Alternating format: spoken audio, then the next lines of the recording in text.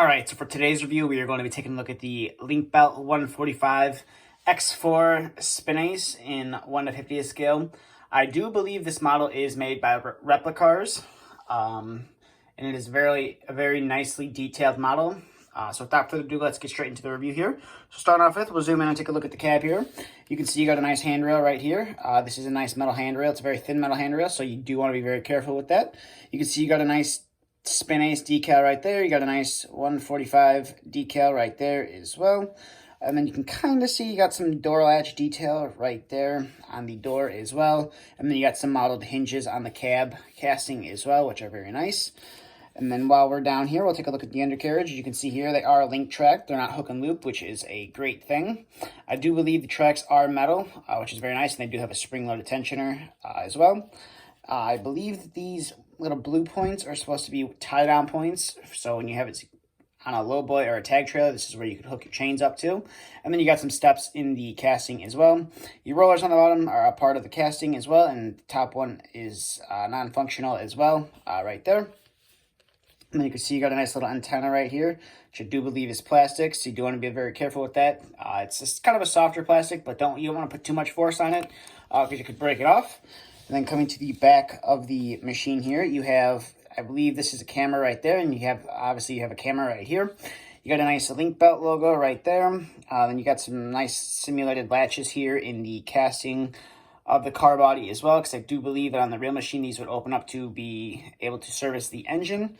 You can see you got another latch detail right there, and then like I said, you got some nice warning decals right there. I'm not sure what this decal is, but it is it seems to be on all the newer link belt stuff, so they did add that right there as well. Coming to this side, you can see you got some handrails, which are plastic, so you want to be careful with those. You don't want to grab them and put too much pressure on them because you could break them. You got a nice little short exhaust here, and then you got their spin ace decal right there, another latch in the casting as well right there, and then you got your 145 X4 decal right there as well. Coming to the top of this machine, it's all black, so it is kind of hard to see, but you do have some nice hydraulic detailing right there on the boom, which is nice. You got some simulated texture that is a part of the casting, so some anti-slip texture. And there is a hinge right here because this compartment does open. It's got like a very thin metal little handrail. If you're going to open it, I suggest you use a pointer to open it because it is kind of hard to get your finger back there. And you do have a pretty nicely detailed engine on there, which is very nice. And then it just closes shut, which is pretty cool as well. And then we'll zoom out here. You can see you got a nice warning decal right there on the stick as well. We'll zoom out here and we'll get to some of the functionality of this model. So the functionality of this model, the tracks, as you can see, they kind of want to roll. But if you do pick the model up, they do roll pretty freely. You just want to be very careful. You don't want to put too much tension on them and break them. Your blade, it is plastic, and it does move up and down, so it gets a nice cutting angle, but it can't hold the machine up off the ground. And then it does come up to about there. And you put that back down. It is all plastic, so you just want to be careful with that. And then obviously the model will spin a 360, as you can see right there. The stick will go out that far, and it will come in this far as well. And then your bucket cylinder, as you can see right here, will go out that far. And then your bucket will curl in that far, which is nice. And then another thing on this bucket, as you can see here, you got some nice screws on there. So if you did want to change the attachment out on this model, you could do that. I'm not sure what attachments would fit it, but if you were into changing out the bucket and putting a different attachment on, you can most certainly do that with this model. Just be careful not to lose these little nuts on the end of there that hold the screw in the bucket onto the model. Because if you lose those, you're kind of out of luck there. So your stick, or your boom, I should say, goes up that high, which is pretty nice. And then it will dig down. Got to turn it around. Got to turn the model around because the blade will get in the way. It will go down that far, which is pretty nice. So you could have this in like a small sewer dial if you wanted to. And then the stick will come up.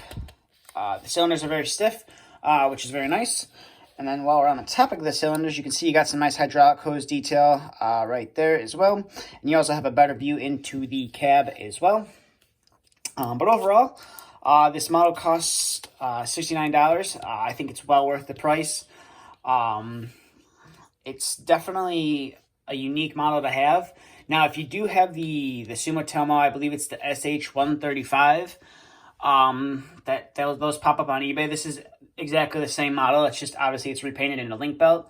When you do get the instructions, it also does say that it's for Sumitomo, the instructions. So hey, I guess they didn't bother to reprint it and make it say link belt. But other than that, it's a very solid model. Now you do get a bag of mirrors. I just haven't attached them yet because knowing my luck, I'll cut them off and then somehow lose them. So this is one thing I probably will not put on my model. But it does come with some mirrors. Comes with 4 different ones that you can attach to the different handrails and stuff. But overall, I think this model is well worth the $69 from the link belt shop. I would highly recommend it to anybody looking for a small zero tail swing excavator to fit in their collection. It does fit good on a tag trailer, so if that's you're looking for a tag trailer load, this machine fits very well on a tag trailer. But that's going to do it for this review, so thank you for watching. If you have any questions, please feel free to ask. If you'd like to see a review of anything that I have, please feel free to let me know. Or if you have any other comments that you'd like to leave, I'll leave them down in the comment section below. If you like the video, please give the video a thumbs up. And if you're new to the channel, please feel free to hit the subscribe button if you like the content. I try to have a video up every week. But that's going to do it all for today. So thank you for watching and stay tuned for the next video to be uploaded.